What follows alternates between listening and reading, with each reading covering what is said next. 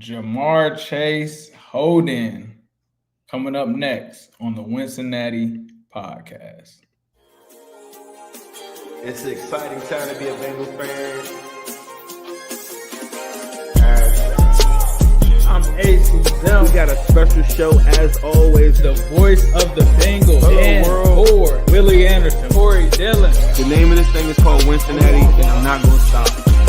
Talk to us about that roller coaster season. I'm still going to give you the same AJ. I'm going to work as hard as I can to be the best. Always working ever since I met y'all, boy. I got to get your top 5 receivers. Better, man. Real. Watch out for us. Welcome to the Wincinnati podcast, soon to be presented by a big sponsor, so keep your eyes on that. I'm Ace, he's Zim. Zim, what's happening? It's a lot going on out here in the universe. I know you had a pretty busy day. I got a chance to talk ball a little bit, but a lot was going on. We got some camp updates, and we got so many different things happening.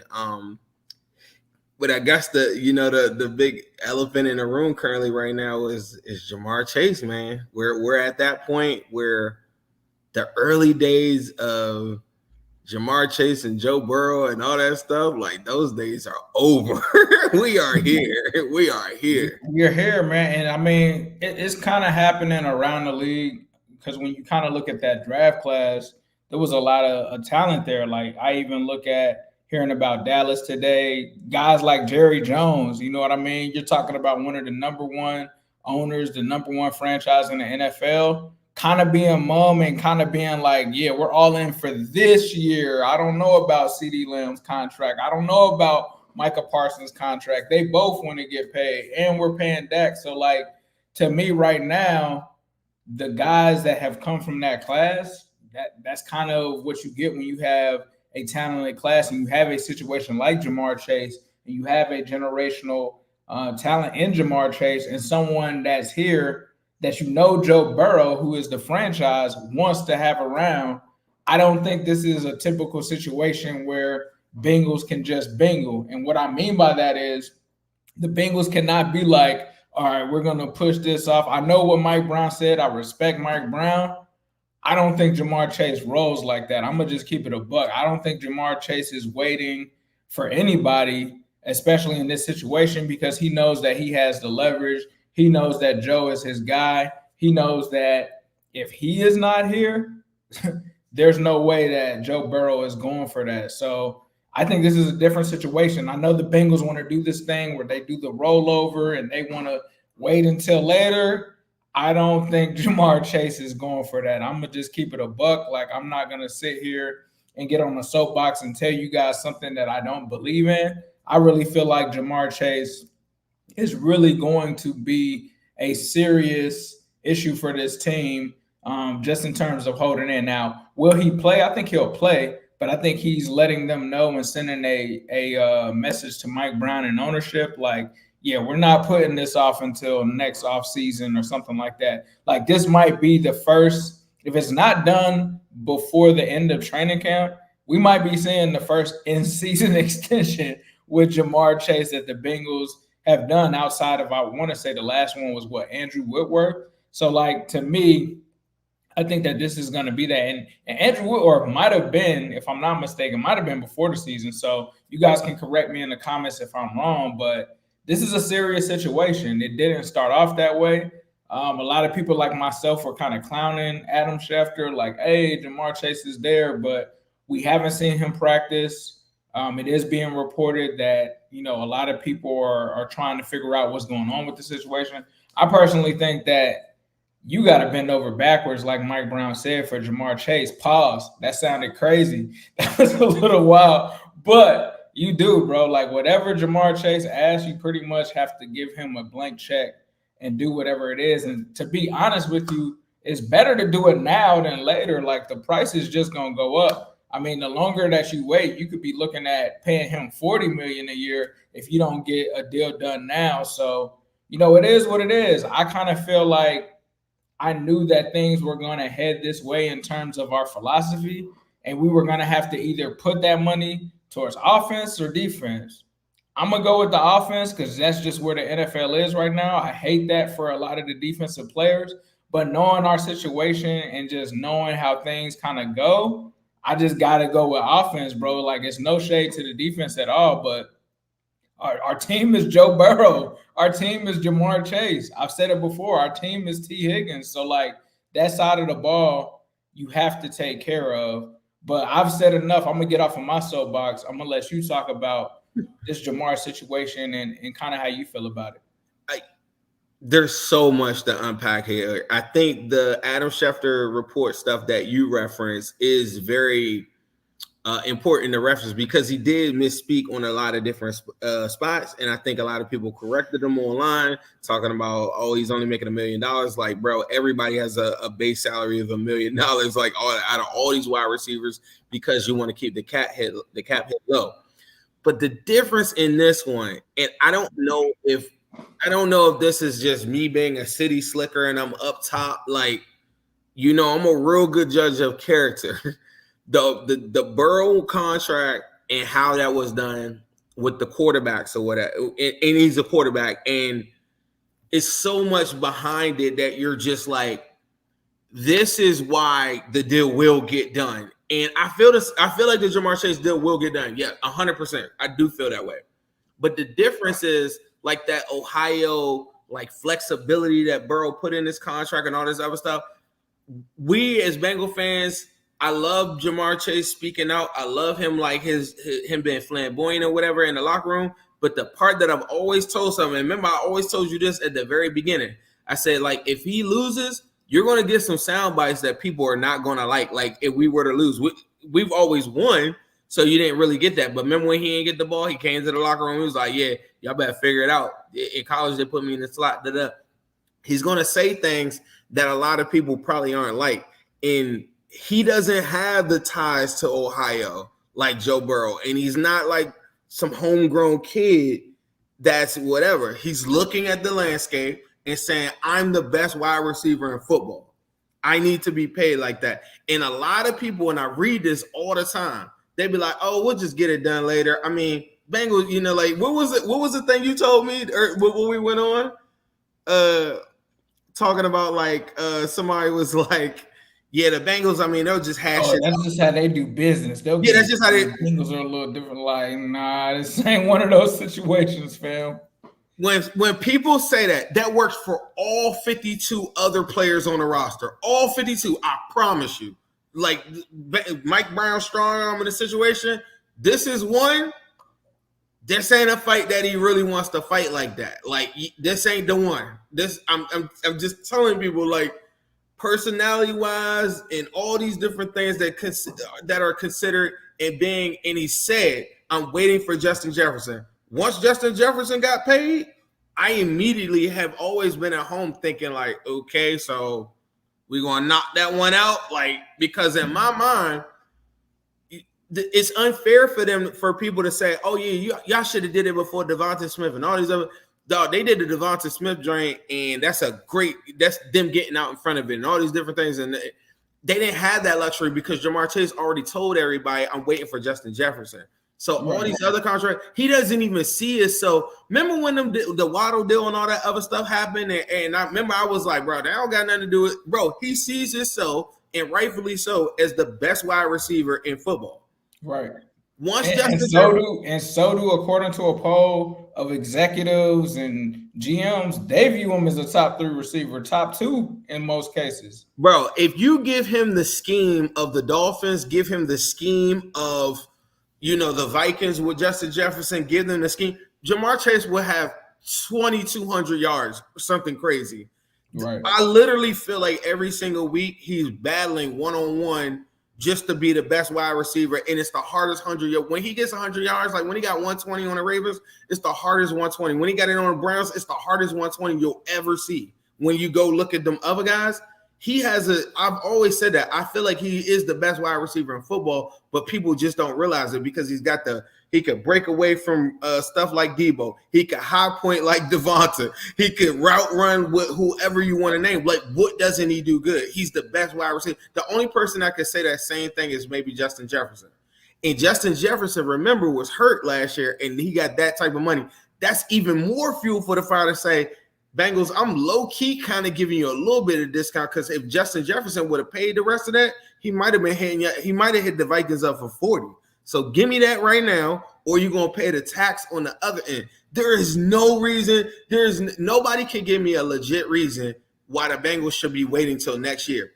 The only thing that I could say is that if they gave him a blank check, crazy check right now, it is kind of weird to look over across the room and T. Higgins is looking and saying, damn, like, y'all had all the money to pay him that, but y'all couldn't give me da-da-da-da. But see, that's the only argument I could see. This is the only thing with that. I think T, and I can't speak on T because I don't know him personally, but I'm just going off of the vibes. I think he knows, they locked in with Chase and that they basically pick Chase over him. So I think if it was a situation where they did pay Chase, I personally think he would understand it, because I think he's like, well, that's the reason that I don't have an extension now, is because they're only picking to pay one of us. And I think from Jamar's standpoint, it's like, you didn't pay Tyler Boyd, you didn't pay T, you're not about to do that to me. Like, you're not about to put me through this whole situation of, not getting paid or not getting my money on time. Like, I don't think he's going for that. Like you're saying, bro, I don't see it.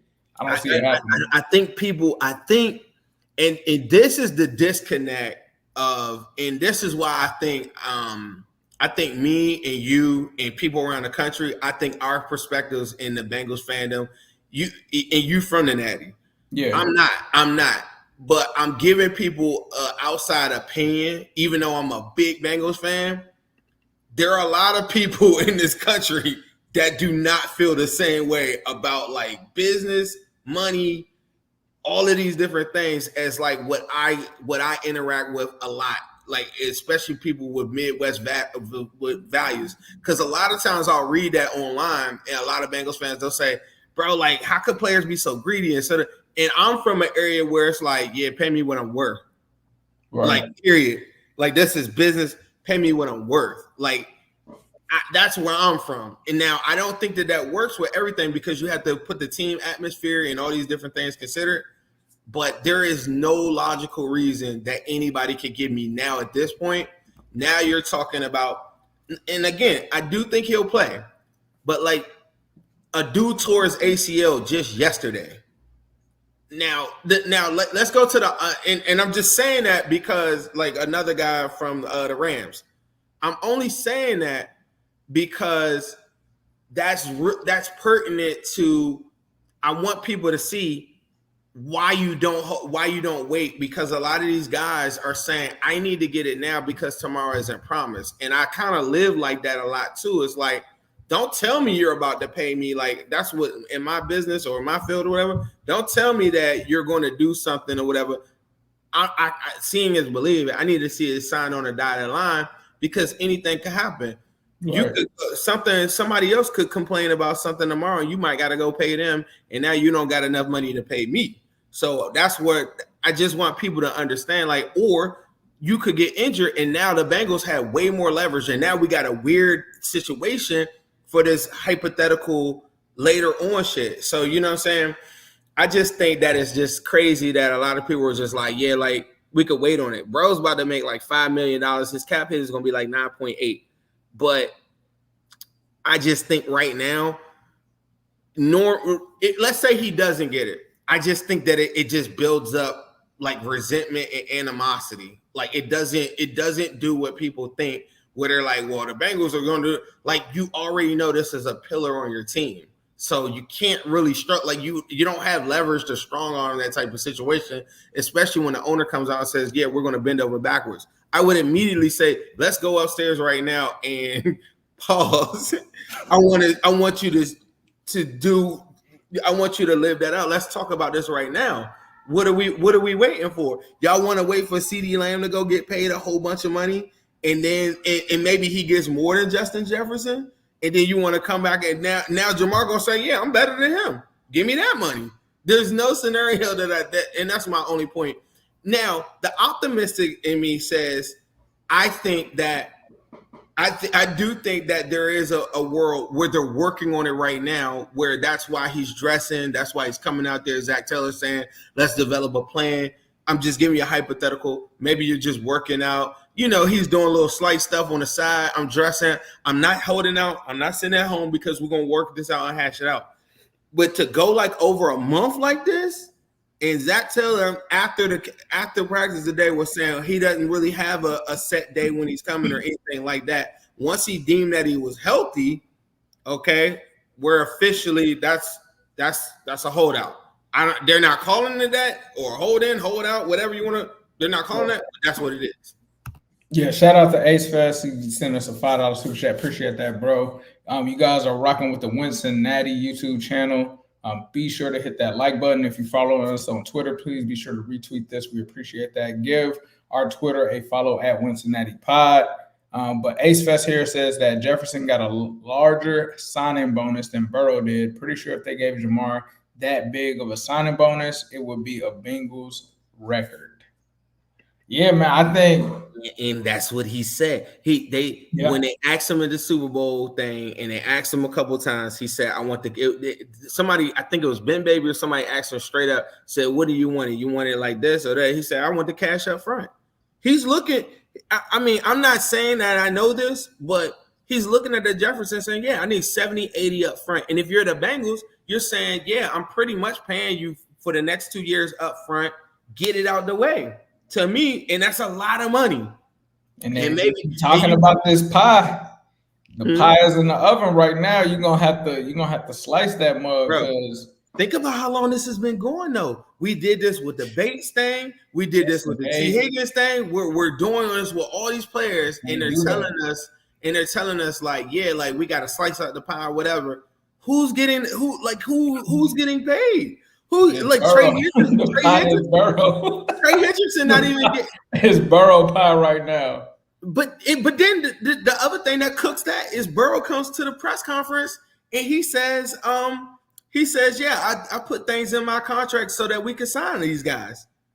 So they're running out of all of this leeway on like holding guys out, and in the fans that are diehards that love the Bengals, I know that they're like, well, you like me.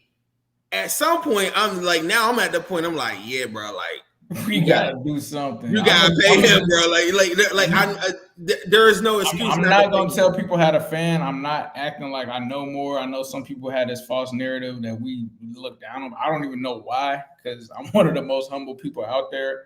But I'm just saying, bro, like, this is not a good situation because feelings start to get involved. Things can get a little crazy. Like, think if you have to hear Jamar Chase unfollow the Bengals on Instagram, or like Jamar Chase, Twitter notification, Jamar Chase requested trade from the Bengals after you just seen T. Higgins and Trey Hendrickson do that. Like, that's not a good look. Pay this man, get it done, do whatever you need to do. Like, I don't know.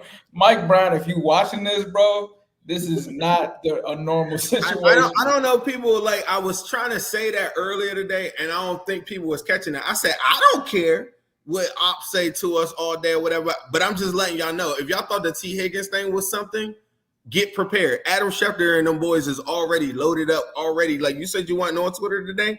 They already loaded up and said, this thing is just getting started. No, I did see what I'm saying? Like they're like, yeah. I did see the Shefty tweet, and he was like, this is a thing, and all that. But I wasn't sure because this man was saying Jamar Chase was only going to make $1 million, and we all know it's way more than that. So I'm like, I don't know where Schefter is getting his stuff from.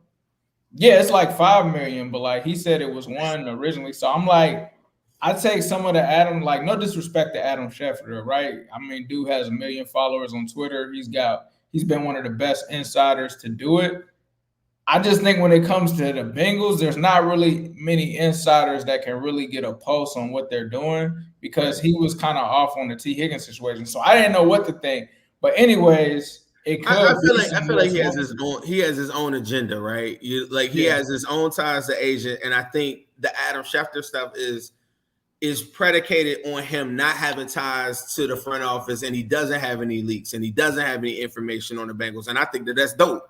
But the other part is, so he might fuel up something just to get more attention to it because he's getting paid. He's getting paid. He does that, and then he comes back and says, like, "Would you pay for $1 million?" Like just hyping up all of these. He's cranking his knee. So he's hyping it up. That was nasty work, he's bro. He's hyping it up, but there's validity to the fact that, like, bro, we're literally telling, we're like, come on, bro. Like, I thought it was time. The writing was on the wall for Tyler Boyd. I thought the writing low key was kind of on the wall for DJ Reader. I thought the writing was low. You know, like we can name, but think about all of our best players are now like gone, and now we're just telling everybody that we're just replacing them, and we're going to get into some camp stuff now. But now you're down to just Burrow at this point, and because now T. Higgins gives you the quote yesterday and say, "Yeah, this is my last ride. Let's go get a championship." So he's letting you know. I mean, T. Higgins is one of the realest people in America for that, because I don't think your typical NFL player would do that. I think he has so much love, and this is just me speculating, y'all. Like, I think he has so much love for the fan base in the city. Like, he's doing it for us. He's like, nah, I'm gonna rock with y'all. Like, I'm gonna just get paid next year. Like, it is what it is. Let's go get a bowl. I ain't about to be on no drama, like he said. I don't want my name in headlines and all of this and stuff. Like, I think T's just a different type of dude. I think, you know, he's one of them ones. He's one of them real ones. I think he came up in the trenches, and I think he felt like, you know what? I get paid to play a sport. I got a year to have my best year, and then I'm taking it to the bank next year. Like, it is what it is. Like, it's out of my hands. I'm gonna control what I can control, and I got a lot of respect for T for doing that. But yeah, they gotta handle this Chase situation, bro. Yeah, the Chase joint. If they go into the season like without it, I would be flat. Do you think is Burrow floored, bro? Burrow going to the front office and being like, y'all got to get this Chase situation done, or is he just being like, I'm gonna stay out of it? What do you think? I think that presser at the end of the season last year was very important. I always talk about that presser where he didn't have to speak to us. Jake Browning was the starting quarterback, but at the end of the season, he comes out there and he says, we want T. Higgins in the building. I want T. Higgins in the building. T. Higgins wants to be in the building. He also says, I put things in my contract so that we could sign people like T. Higgins. I thought that was very important that he says that. And then now he comes to his presser yesterday, and he's like, yeah, I mean, me and Jamar talked about it, but I don't know when he's ready. And automatically my attendance was like, what you mean? Like, I thought y'all was just, slow motion on a couple of players and just easing them in. When Burrow yesterday was like, I'm just doing, he was like, yeah, when Jamar's ready to come back to the team, I'm paraphrasing, but when he's ready to come back, we're going to welcome him. I'm like, what you mean? And then today when they were like, and Zac Taylor was like, yeah, he's 100% healthy. I'm like, okay, so what are we doing? So, what I'm saying? At this point, I could see the storm right in front of my face. And I'm not afraid, but I'm just cautioning everybody. If you thought the T. Higgins thing was something from a PR standpoint or whatever, this thing could get nasty a little bit, because you got to get out in front of these type of things and hash them out. And I never thought that should have even came to where we're at right now without the deal from Chase. As soon as Jefferson went out, but behind the scenes, I've been saying like all this time, like, bro, they need to get that deal done. Him and another one to watch out too is like if Cam Taylor balls out this upcoming year or whatever, that's another one where he would see top of the line, top of the money, cornerback money in an open market. So you got to understand from a Bengals standpoint, they could BJ Hill all the deals. They could Ted Karras all the deals all over the world. I love that. But there are a couple players on their team that they cannot do that to. Yeah. It's not going to work. It's not going to work. And I hope that they know that they're just building up a crazy amount of fire. And the mixing thing, it worked out okay for them. I think we'll see as it goes on because Mixon now has a chance to go and play and be really good. Tyler Boyd, I think a lot of people just kind of was like, well, we got new talent, but these are the cornerstones and the best players on the team, including the DJ Reader one. I think him being on the pup list is kind of gives you a little intel on, okay, all right, bet we're not going to give him the guarantees that he wants or whatever, because we know he's not going to play a full season. And by the time he gets healthy, we're not in that spot. So I understand a lot of this stuff, but a lot of these teams around here, I just think like the Eagles get out in front of deals really quick and they make sure that they knock them joints out, and so that they're a bargain on the back end. Or you could be like some of these other franchises that are throwing cash out at it. And I thought that what they did on the Orlando Brown deal was amazing. I thought there are so many good deals that they got on there and so many good bargains on the roster as well. Logan Wilson, Pratt, those are amazing deals. But the cornerstones of your team, I'm telling y'all right now, that position of wide receiver and cornerback are nothing to play around with when you got the best in the NFL, because those turn into diabolically crazy like situations. And I just see that Jamar one, this is just the beginning of it if they don't get this thing narrowed out and hammered out. And I feel like right now, hopefully, just me being a Bengals fan, hopefully that they're behind the scenes working and trying to work out the details on a contract like right now. This should not loom over top of our heads. Like the thing that's scary to me, man, is Mike Brown making it seem like it's not getting done no time soon, and that's the guy. Like that's the scary part for me. But we gonna see, bro. But let's talk about some of the other things in camp. It's no secret that, and me and you, we jumped on, I think it was Bleacher Report.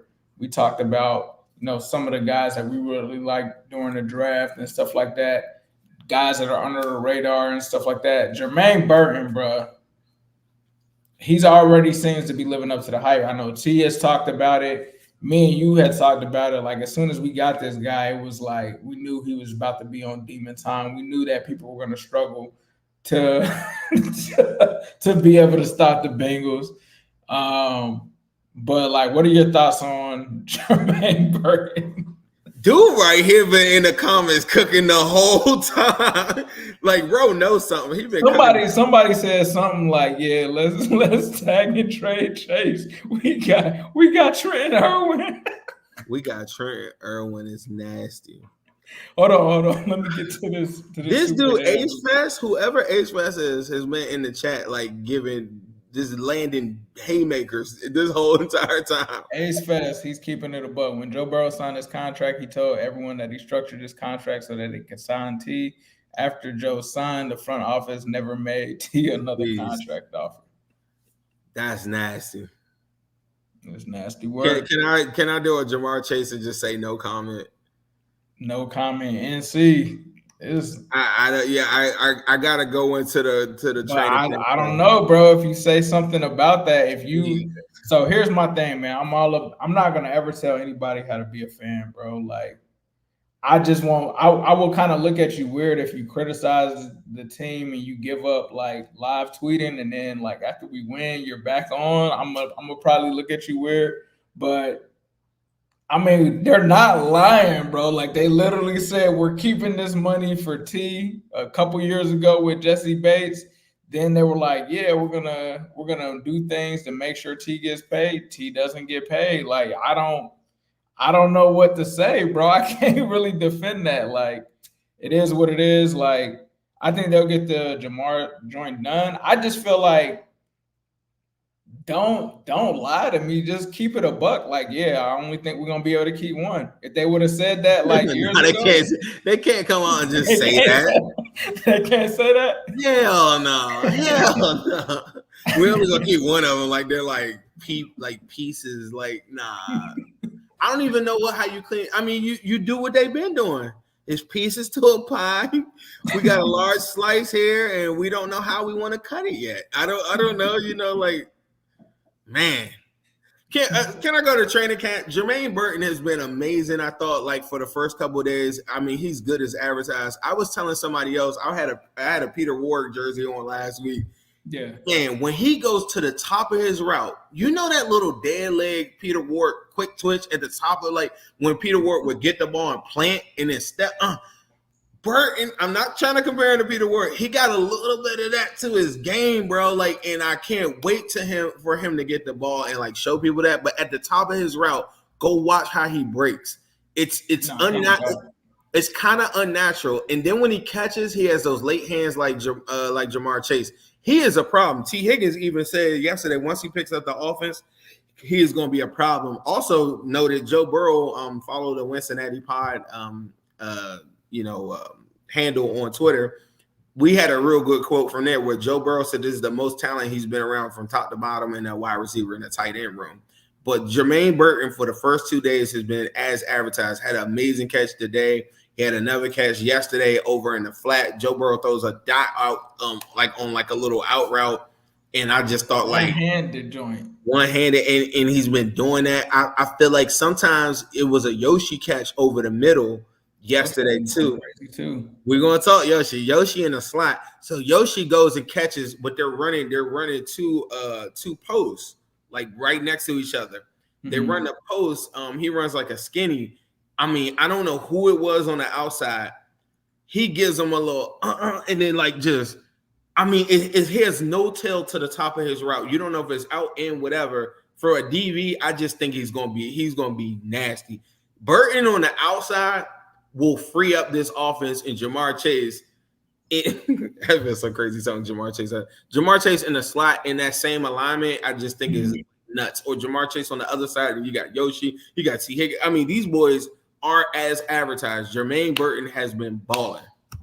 Yeah, man. I think I actually finally heard a comparison that I kind of agree with when it comes to him. And I know at first it was Doug Baldwin, and there was, I think Steve Smith hated that comparison, but somebody mentioned Golden Tate. And I think he is very similar to Golden Tate. He's explosive. He's going to bring that to this offense. And I mean, you just see it, bro. There's no way that you could just play at Alabama and Georgia and not be a dog. Like, I just don't, like, he's a dog, and we're going to see it. But the interesting thing is, you talked about Yoshi. Yoshi's been getting work in the slot. He's been doing his thing. He's been a favorite target of Joe Burrow. This is a real battle for real between Yoshi and Jermaine Burton. Like, you know, both of them are working with the first team. I think Yoshi just worked with the first team, if I'm not mistaken, yesterday, and he said that he wanted more reps against the starters and stuff like that. But listening to the outside media, they're not familiar with the Bengals wide receiver corps, because some of them think Trent Irwin is about to be like a starter. And I'm like, nah, it's between Yoshi and Jermaine Burton. Like, no disrespect to Trent Irwin. I think he's a dog and all of that. But like, nah, this is between those two. You know who else? Charlie Jones. Charlie Jones had some really good catches. Yesterday, he had one. What I thought it was like one. It was about like a 15-yard in. He had a one like that where he absolutely took off once he get it. Now I was asking people this earlier today too, and you talk about the Yoshi catch on the sideline today. I thought that was one of the highlights of today. You also had a Burton one like on deep on the sideline, and Shedrick Jackson, who I was told our boy Game One was given live from the bridge, and he was telling us play by play. He said Shedrick Jackson had like 9 catches. Yeah, he going crazy today. Going crazy. He had the deep ball and everything like that. But the Yoshi contested catch, it does kind of worry me for the secondary. The secondary are not getting that many PBUs. You're not seeing them making that many plays. DJ Turner had a tip pass yesterday, I believe, and then was that Trent Irwin still caught the ball anyway. I've only seen one interception the whole entire time, and that was I hope I'm pronouncing his name. Anthony. Dijon Anthony or Dijon or Dejon. He gets the pick. But every time, including the Yoshi catch on the sideline, it's a contested catch, and DJ Turner was there and he could have broke it up. The one from yesterday, it was 2 of them on Dax Hill, and I thought he could have broke it up too. And so I'm not really sure how this secondary is really stacking up, because I'm just not seeing them make plays. As much as we're glossing and going all crazy over the wide receivers who have been going really well. We haven't even talked Burrow. But Drago, somebody said something about Juan Drago too. I think he got a pick or possibly. No, he had a tip pass, but it was tipped, but then the dude caught it. So you know what I'm saying? Like, and it was a touchdown. So in the Shedrick Jackson one, he cooked Dax Hill. So you know what I'm saying? Like, we're talking about our wide receiver 7 cooking like a potential. I'm not trying to hate on Cedric Jackson because he a dog, but I gotta, and I think I seen one of the players' family members say this. They gotta see it with the pads on because they was like, if he looks like that with the pads on, that's his spot. But you know, they gotta get the pads on. You gotta be more physical with each other and stuff. Like, I think he's dope. You know, I think he's cool, but I feel like every year there's one of these like practice squad guys, and we kind of fall in love with them, and then like we see him in the preseason, they might do something, but they're not consistent. So hopefully he can be consistent and make this roster because I do think that he has some talent to make the roster. But it's like at the end of the day, we know even if he makes the roster, how much is he playing, right? Like, no, I agree. Yeah. So I mean, I'm cool with it though. I'm glad. Doesn't feel good to hear that Dax Hill is having his struggles, but I mean that's to be expected, right. Especially with him moving to an outside cornerback position. Hopefully he gets better with that. But there's also been some sightings of Chase Brown at training camp doing some things like, and we talked about it on one show. I think we had kind of like some predictions, and I always said like I feel like Chase Brown is going to take that spot. And I was actually listening to Brett Coleman, and they were talking about fantasy options, and he was saying like, I think Chase Brown is going to get majority of the work because he can catch out of the backfield. He can do all of this stuff on third down. And I mean, the Bengals like to pass. Like, yes, they say that they're going to commit to the run, but for me, until I see it, bro, like I can't really bank on it. I'm not saying that Zach Moss won't do anything. I just feel like Chase Brown fits what they like to do from an offensive standpoint way more, and he's just so explosive that to me, it's just a matter of time, bro. Like, they signed Zach Moss for 1 year, so it's not like they were like, you're our guy for 3 years. Like, I think they want Chase Brown to be the guy, but they want to put somebody in there to kind of push him and give him time to develop since he's a 6th-round draft pick. Yeah, I agree. You know, it's so crazy, and we probably went back on that show. You were saying Chase Brown has that real shot at being RB1, and I couldn't see it. And now that they're out there, because in my mind, Zach Moss is kind of like in that, kind of like a P-Ron in a sense, but his pass pro is probably one of the best pass pros in the NFL. So him on third down. But watching Joe Burrow scramble out the pocket today and then find Chase Brown on like the option route, Chase Brown he caught the catch so effortlessly. I said, oh yeah. Like they're gonna figure out something with him. He had the big run yesterday where he goes in between the tackles, and that was my main thing. I'm like, I don't see him going in between the tackles. Now, can he do it for a whole season? That's a tough, tall task. And you watch all these running backs around the league, like A-Chain and all these dudes like that. They couldn't make it all the way through the season. And to me, it's not that I think that Zach Moss is better than Chase Brown. I don't want Chase Brown. You don't want to put all of that wear and tear on Chase Brown. I don't. And if I do, it'd be the playoffs. Like my version of the Bengals and everything that they're selling us right now, like getting ready for week 1. Zac Taylor, Trey Hendrickson didn't even practice today. Guys just rotating, getting the twos out there, and all these different things going on is all predicated on I'm ready for the Bengals to be able to go into the season healthy and finish the season healthy. Once I get in the playoffs, you can give me Jamar Chase on a kick return. You could give me, you know what I'm saying? You could give me Jamar Chase handoffs out the backfield. You can give me, it's all like Chase Brown crazy in the playoff. Like a playoff version of what I'm trying to do versus the regular season. I learned so much. Yeah, you're not wrong at all, bro. You're not wrong at all. Watching Joe Burrow last year get hurt, it let me see. You could go cut on the Bills tape. They didn't give any set runs to Josh Allen during the regular season. Lamar Jackson wasn't running like people think he was. Like, well, not set run plays. He might scramble, but they weren't giving him run plays because the name of the game is to stay healthy through the regular season with your best players. And when you get to the playoffs, all guns are blazing. Yes, sir. Yes, sir. Someone had mentioned. I don't think you're wrong either. I think, like you said, I don't know if I would trust Chase Brown to be like the sole back. He's in a situation where you gotta have, multiple people there. Maybe he's the feature back. Like, I think about Alvin Kamara. He always has had a bruiser running back that kind of accompanies him to kind of share that load pause with him. So Excuse me. it was crazy. That was crazy. But You got about 3 of them on this episode, don't you? yeah, it's been crazy today. But somebody was talking about Moss being great in pass protection, and that's very true. But the interesting thing that I heard while listening to Coleman and them talk about that situation, he was like, the Bengals don't even use their running backs to pass protect that much, and I thought that was interesting because like most people have always been like, oh, we need our running back to do this, and he was like, Bengals don't even do that like that. Bro, can I tell y'all, like, bro, I remember I went in the space and I was cooking one time. This is around the time that everybody's like, Mixie can't pass pro, bro. Mixie, I said, bro, I want my running back. Like, I was like, do y'all think that the Browns care that Nick Chubb doesn't get in on it? Nick Chubb doesn't play on third downs. Like, bro, like, what are y'all talking?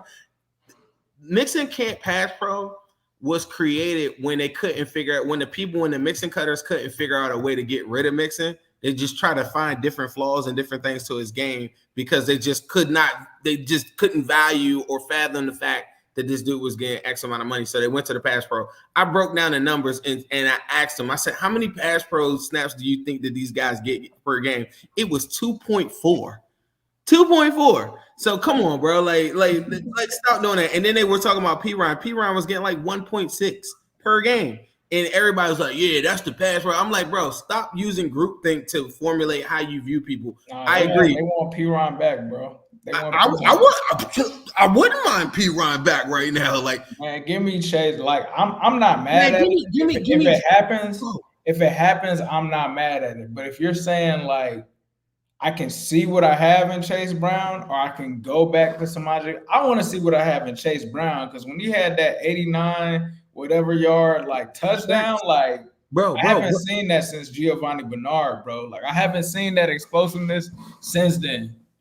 I'm with you. Look, the plan for Chase Brown, I'm telling you, throughout the season, he still will have an outside chance of maybe 1,000 yards. It'd probably be like 800. I honestly, I'm saying in my mind. I think it's like 600 rushing yards. I think it's like 400 or 500 receiving yards. Like, that's, I think it's like Alvin Kamara a little bit. Like, you know how Alvin Kamara don't really run for like 1,000? It'll be like 600-700.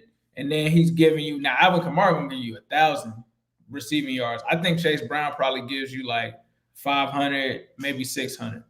That's what. All right. So, but I'm just saying, in my mind, outside chance, maybe Chase Brown can give you like 1,000 in a world where he's taking like the brunt of the whatever. Mind you, he's gonna crank off way bigger runs than Joe Mixon ever did, right? Like, we all agree on that. Like, no quarrel with that. I'm just saying that he doesn't need a whole bunch of carries to go and reach that. And if you're telling me in a football game I got 20 carries, he could still get 800 yards rushing and only rush like 12 times, 8 times a game. And then I still got P. Ryan and I still got Zach Moss. I got a bruiser. Remember, P. Ryan is one of the best receiving running backs in the NFL last year. I just think to have the depth at that spot to take the workload off of Chase Brown, I got years for Chase Brown to just be what I want him to be my Alvin Kamara. I think if Chase Brown ends up being like Gio Bernard, I think we all say, sign me up, right? So in my mind, that's what I want him to be. And I just don't anybody that can help him take the workload off the runs, if it's P. Ryan by committee. I'm not as interested in Travion Williams, but P. Ryan with Zach Moss, I think is about like in the AFC North, we get to play the Browns and the Steelers and all them, and you need a bruiser, and then all of a sudden Chase Brown out of the backfield. Like, I don't want Chase Brown getting beat up with people that want to kick our heads in or whatever. And I just think that's how I look at the P. Ryan thing, is like, let's just make this room in the depth of it. And mind you, we would get P. Ryan at a fraction of the price on some Von Bell stuff, because it would be like they have to cut, and then the Broncos will be paying the rest of that salary. and then we would just take him on for like a vet minimum. It would be simple. And if you don't give me P-Ron, give me like Leonard Fournette.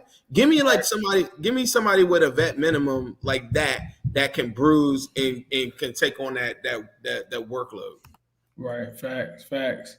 All right.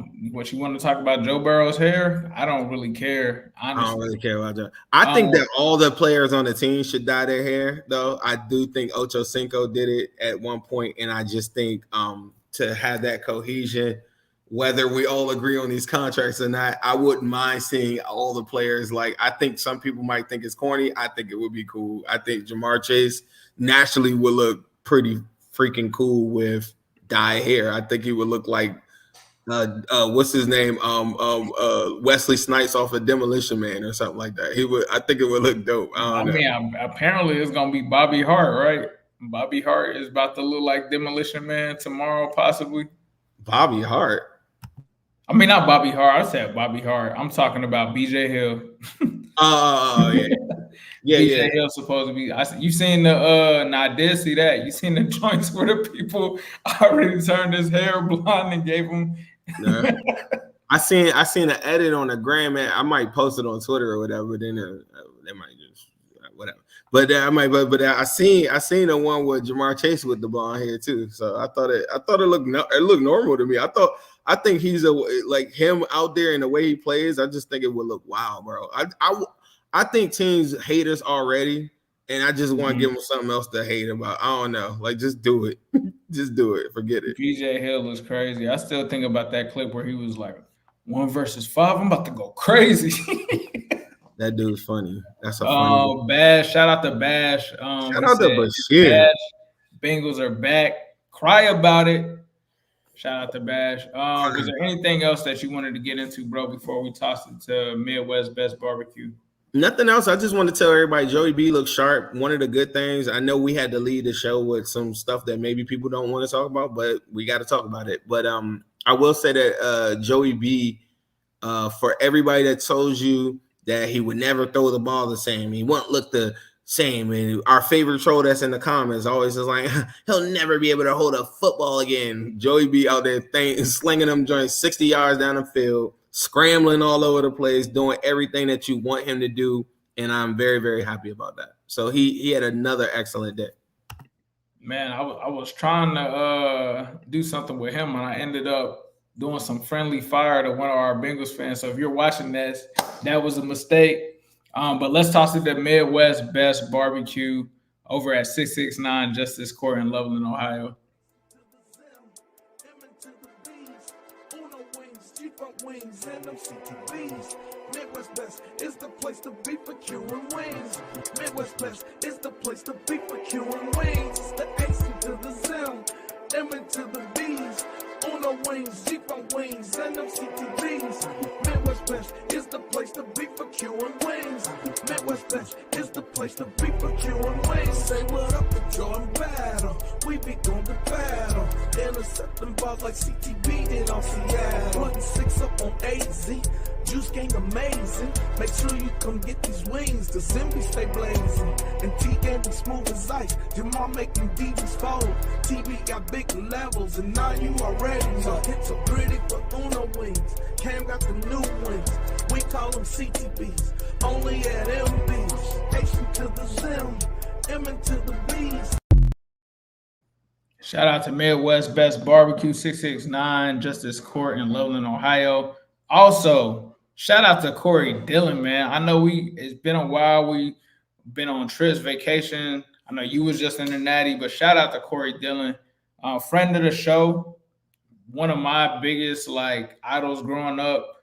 I remember being at the 278 game. He's gonna be in the Ring of Honor, but I mentioned that to mention that Midwest Best Barbecue now has a Dillinator wing barbecue with the dry lemon pepper seasoning on it. It's going crazy. I've already seen people talking about it on the timeline. So stop in. You can get those. You can get Uno wings. You can get G-Funk wings. Try them all. They're all amazing. They just won the award for the best wings in Cincinnati. So definitely stop through and let them know Ace and Zim sent you.